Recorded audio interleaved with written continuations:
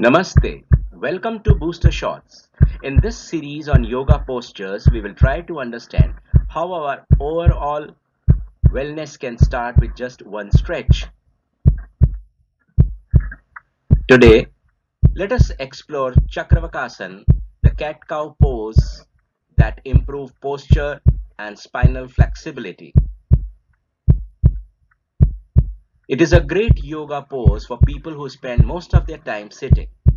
However, it's important to be mindful of contraindications and practice with caution, especially if you have recent or chronic injuries, spinal disorders, or specific health concerns.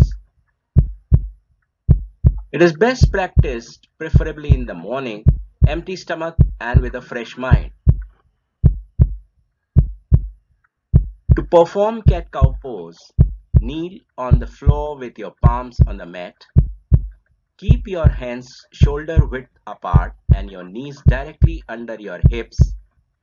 Turn your spine upwards towards the ceiling and visualize dragging your belly button up as you exhale.